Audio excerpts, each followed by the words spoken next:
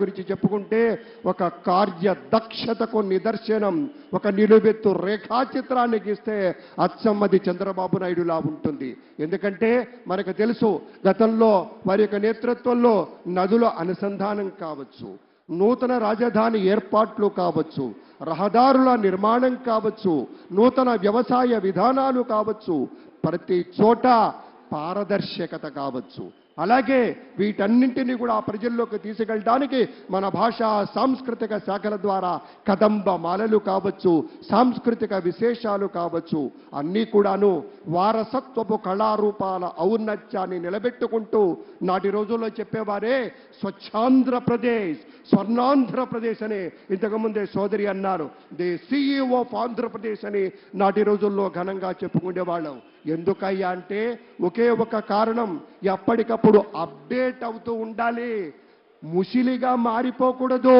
Update అవ్వాలనే ఉద్దేశంతో నూతన సాంకేతిక పరిజ్ఞానంతో అవినీతి రహిత సమాజాన్ని సాధించేందుకు త్రికరణ శుద్ధిగా శ్రమిస్తూ మన ప్రగతిని మరింత వేగవంతం చేస్తూ, అది కూడాను ప్రశాంతంగా, సురక్షితంగా, ఆనందదాయకమైనటువంటి సమాజ నిర్మాణమే కర్తవ్యంగా పనిచేసేటువంటి ప్రభుత్వం ఇవాళ పదవీ స్వీకారం చేయబోతున్నటువంటి వేళ రాష్ట్ర కళ్యాణమే ధ్యేయంగా, ప్రజాసేవే పరమార్థంగా ది స్మార్ట్ ఆంధ్రప్రదేశ్ మనం చూడబోతూ ఉన్నాం.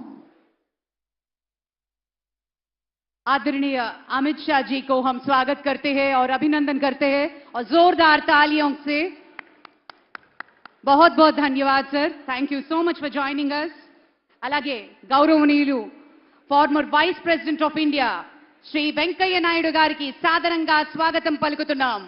మన ముప్పవరపు వెంకయ్య నాయుడు గారు భారత ఉపరాష్ట్రపతి వర్యులుగా, అలాగే వారి యొక్క ట్రస్ట్ ద్వారా, స్వర్ణ భారతి ట్రస్ట్ ద్వారా ఇటు విజయవాడ, అటు హైదరాబాద్, విశాఖపట్నం, నెల్లూరు, ఎక్కడ చూసినా కూడా యువతకి స్కిల్స్ నేర్పించాలని కావచ్చు, రైతులకి అండగా ఉండాలని కావచ్చు, గ్రామీణ పట్టణ ప్రాంతాలకి కావలసినటువంటి వసతుల సమకూర్చేటువంటి విధానం కావచ్చు, సాంకేతికతను నేర్పడం కావచ్చు, ప్రతి ఒక్కటి కూడా సమగ్ర అభివృద్ధిని సాధించే దిశలోనే వారి యొక్క ప్రయాణం సాగిందనేటువంటి మాటను కూడా గుర్తు చేసుకుంటూ వారికి స్వాగతం పలుకుతూ ఉన్నాం.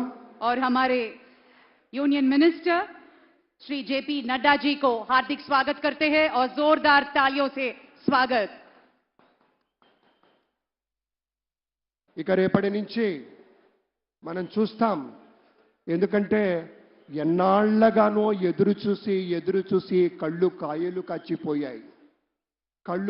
కాచిపోయాయి. అయితే రేపటి నుంచి విపార్చిన నేత్రాలతోటి, విశాలమైనటువంటి భావాలతోటి ఉధృతంగా సాగేటువంటి అభివృద్ధి పనుల తాలూకు విశేషాలన్నీ కూడా మనం ప్రత్యక్షంగా వీక్షించబోతున్నామనేటువంటి మాటను కూడా గుర్తు చేస్తూ, We take the pleasure to welcome the Union Minister, Roads and Transport, National Highways, Shri Nitin Gadkari ji को हम अभिनंदन और स्वागत करते हैं. Thank you so much for joining us, sir. Nitin Gadkari గారికి, మన ఆంధ్రప్రదేశ్ రాష్ట్రానికి ప్రత్యేకించి చంద్రబాబు నాయుడు గారి సారథ్యంలో వారు ఆ శాఖలో, రోడ్లు నిర్మాణ శాఖకు సంబంధించి ఉన్నప్పుడు ట్రాన్స్పోర్ట్ పరంగా మనకు కావలసినటువంటి విశేషాలు, రోడ్ల నిర్మాణ విషయంలో ఆంధ్రప్రదేశ్ రాష్ట్రానికి ఎంతగా చేయూతనిచ్చారో మాటల్లో చెప్పలేము. అందుకనే we salute Shri Nitin Gadkari sir. Thank you very much. మన తెలుగు వారు సుప్రీం కోర్టు స్థాయికి ఎదిగి అందరినీ మరోసారి ఇన్స్పైర్ చేశారు. Retired chief justice of India Shri N V Ramana గారికి సవినీయంగా స్వాగతం పలుకుతున్నాం.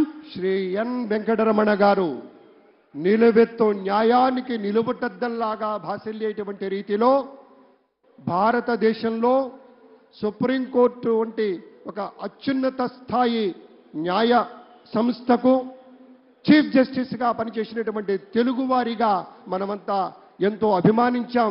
ఆ స్థాయికి చేరుకున్నటువంటి ఆ పెద్దలు ఇవాళ ఈ కార్యక్రమానికి రావటం మనమంతా సంతోషదాయకమైనటువంటి రీతిలో రేపటి రోజున ఇప్పుడే మనవి చేస్తూ ఉన్నాం. పెట్టుబడులకి గమ్యస్థానంగా ఆంధ్రప్రదేశ్ కేర్ ఆఫ్ అడ్రస్ కాబోతోంది. పొరుగు రాష్ట్రాలతో పోటీ పడబోతోంది. విజేతలం మనమే. ఎస్, విజేతలం మనమే.